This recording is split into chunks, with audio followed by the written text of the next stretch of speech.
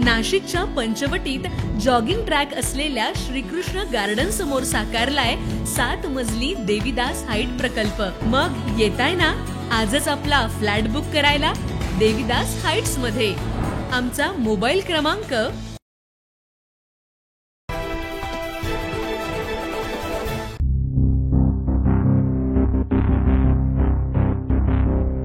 काल दुपारी 3:30 ते 4च्या दरम्यान सिडकोतील राजे संभाजी स्टेडियम समोर भीषण अपघात घडला।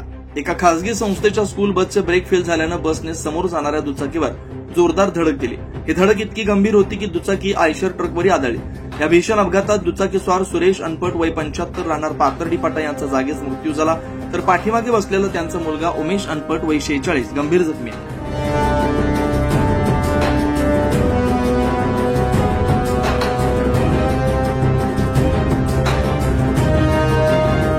मुलासमोरच वडिलांचा मृत्यू झाल्यामुळे परिसरात हळहळ व्यक्त होते आणि अशात अपघातानंतर तात्काळ एकही रुग्णवाहिका उपलब्ध झाली नाही, त्यामुळे जखमी मुलगा रस्त्यावर पडून होता। घटनास्थळी अंबड पोलीस आणि बाळा दराडे यांनी तात्काळ दाखल होऊन जखमीला खासगी रुग्णालयात हलवलं। या प्रकरणी अंबड पोलीस तपास करतायत। बस चालक दिलीप गंगाधर गांगुर्डे वय 48 राहणार जेल रोड यांच्या विरुद्ध अंबड पोलिसांनी तपास सुरू केला।